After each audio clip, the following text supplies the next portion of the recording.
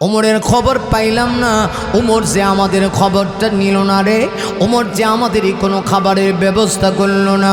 শুনে রাখো, আমি তোমাদেরকে এতিম বাচ্চাগুলিকে সাক্ষী রেখে বলি, কিয়ামতের দিন ওমরের গলায় আমি গামছা লাগামু, গামছা লাগাইয়া আসামির কাঠ গলায় ময়দানে মাহাশরে আমি উমরকে আল্লাহর আদালতে দাঁড় করামু।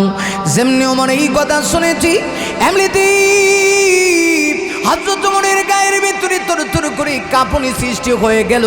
হযরত ওমর আর কিচ্ছু বুঝে না। ওমরের চোখ দিয়ে টপ টপ টপ টপ করে জর্জর করে পানি পড়া শুরু হয়ে গেছে। হযরত ওমর ঘরের বাহির থেকে ডাক দেয়া কয়, মা গো, ও মা, বুঝতে পারলাম মদিনার খলিফা আপনার খবরটা নিল না, কিন্তু আপনি তো চাইলে মদিনার খলিফার কাছে খবরটা পৌঁছায় দিতে পারতেন। মহিলা ওমরকে চিনে নেই, ওমরও মহিলাকে পরিচয় দেয় না। মহিলা ঘরের ভিতর থেকে আওয়াজ দিয়া কয়, তুমি কেউ চিনি না, তবে তোমার আওয়াজে মনে হচ্ছে তুমি একজন যুবক মানুষ। শোনে নাও, মদিনায় যদি তোমার জন্ম হয়ে থাকে, মদিনার নবীর হাদিস কি শোনো নাই? নবী বলেছে রাষ্ট্রের প্রধান যিনি হবে সে রাজ্যের প্রজার খবর নিবে। এটা তো আমার দায়িত্ব না, রসুল বলেছেন রাষ্ট্রপ্রধানের দায়িত্ব, আমি কেন পৌঁছাবো? যেমনি কথা বলেছি, অত তোমার ডাক দেয়া কয়, মা মা, আপনি প্লিজ একটু অপেক্ষা করুন, আমি যাই দেখি গভীর রজনীতে আপনার জন্য কিছু ব্যবস্থা করা যায় কিনা। হযরত তোমার পরিচয় না দিয়া দৌড়ায় চলে গেলেন বাইতুল মালের দিকে। বাইতুল মালের কাছে গিয়ে গভীর রজনীতে হযরত তোমার তাকায় দেখে ত্রাণ মন্ত্রণালয়, অর্থ মন্ত্রণালয়ে যে খাবার আছে সব আছে, কিন্তু গেট বন্ধ। হযরত তোমার দৌড়ায় গিয়ে গেটে আওয়াজ দেয়। গভীর রজনীতে গেটের আওয়াজ শুনে বাইতুল মালের সম্পাদক আসলাম বের হয়ে আসলো।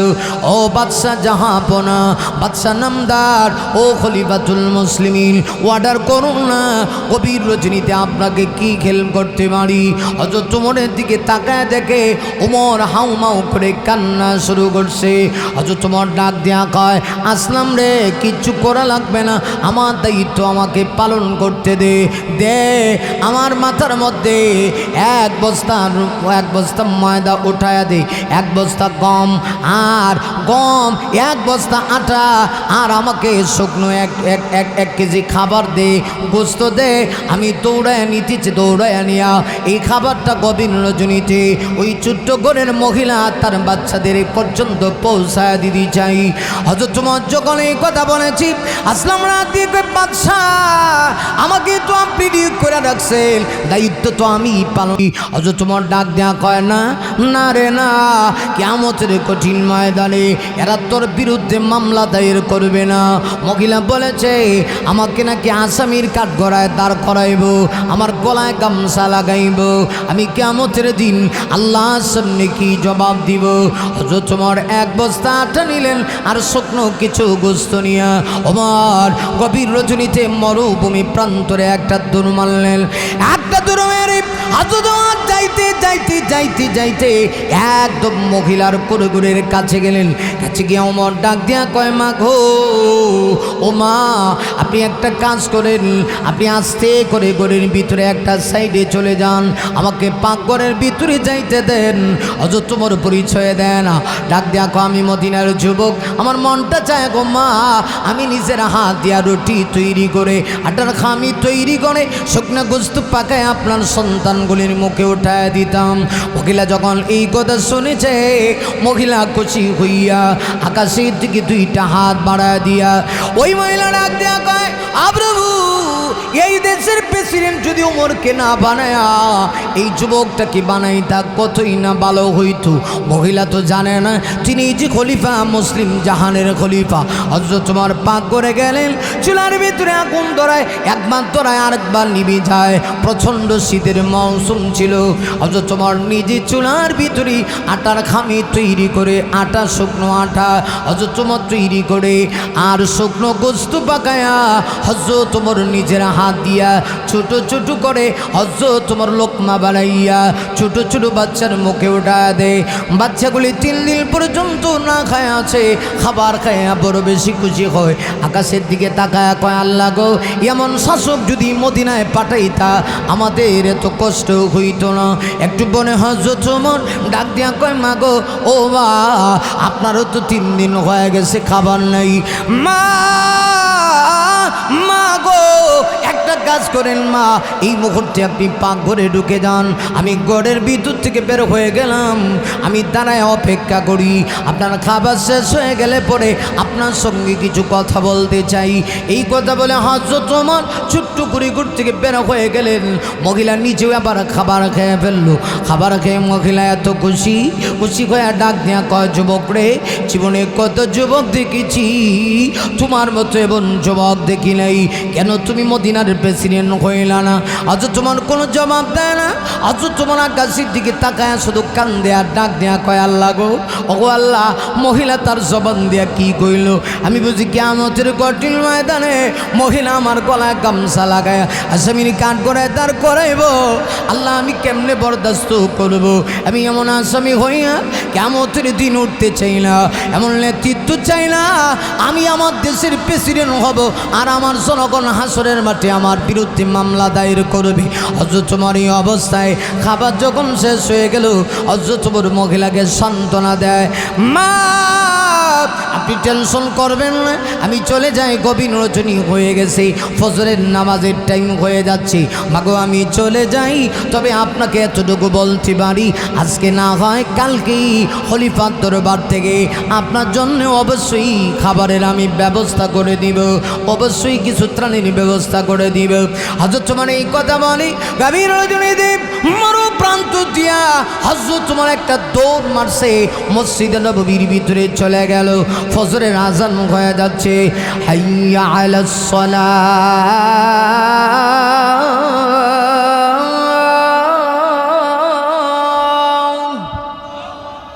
আপনাদের আল্লাহু আকবার আওয়াজ নাই, ওমর আমার আওয়াজ দিলেইব, জুড়ে বলেন আল্লাহু আকবার। হাইয়া আলাস সালাহ।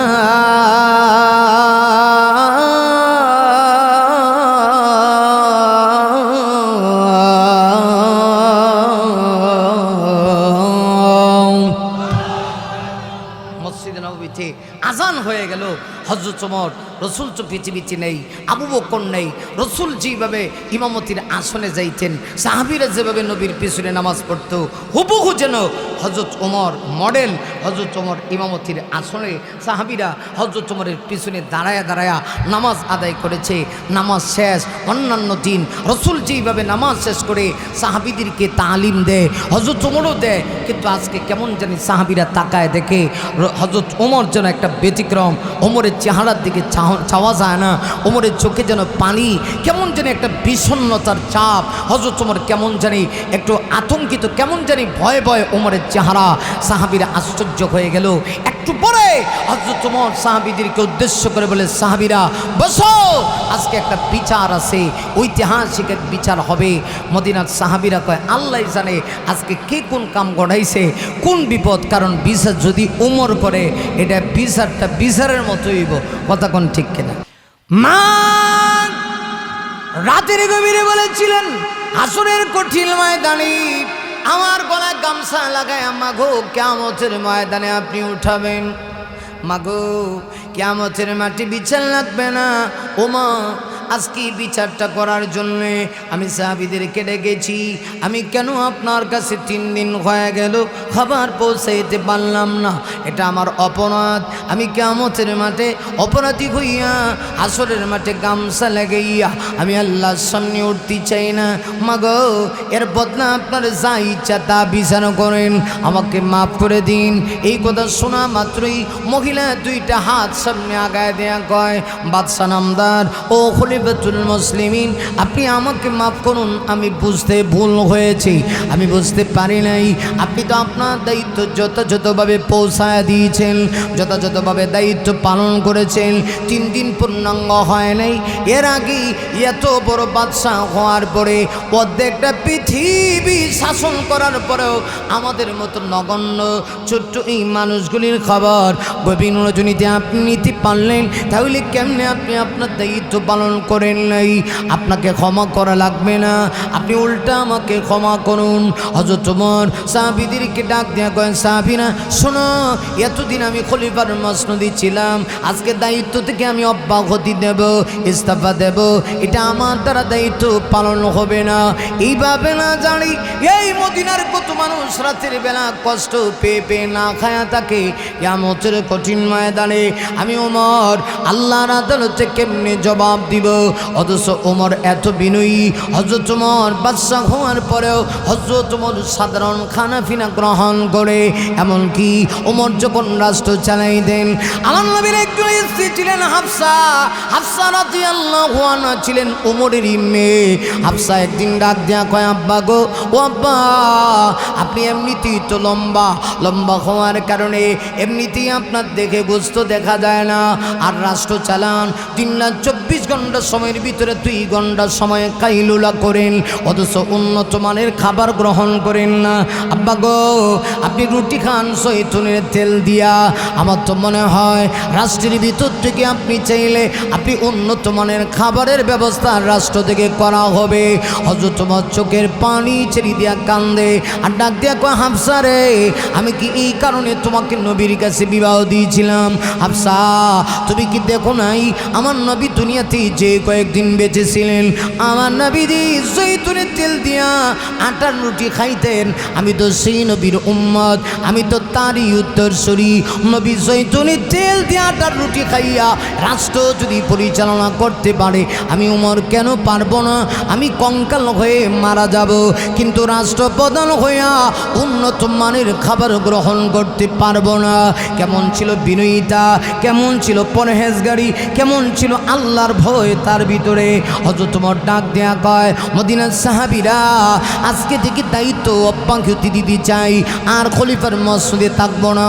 এমনি দেখে গেল ওই মজলিসের ভিতর থেকে একজন সাহসী দীপ্ত কণ্ঠের যুবক তরবারি নিয়ে দাঁড়ায় গেছে। দাঁড়ায় ডাক দেয়া কয়, বাদশা নামদার, ও খলিফাতুল মুসলিমিন, টেনশন করা লাগবে না, আপনি কাপড়ে যাবেন না, আপনি আপনার গন্তব্যে ছুটে চলুন। আপনি কোরআন দিয়া যতদিন রাষ্ট্র চালাবেন ততদিন মদিনার সাহাবীরা আপনার সাথে থাকবে। যেই দিন দেখব আল্লাহর কোরআন বাদ দিয়া, নিজের মন গড়া মতো বাদ দিয়া, অহংকারী বাপ নিয়া খলিফা হয়ে রাষ্ট্র পরিচালনা করবেন, ওয়াদা করলাম গো, সেই দিন এই তরবারি দিয়ে আপনার সঙ্গে চূড়ান্ত মোকাবেলা হবে।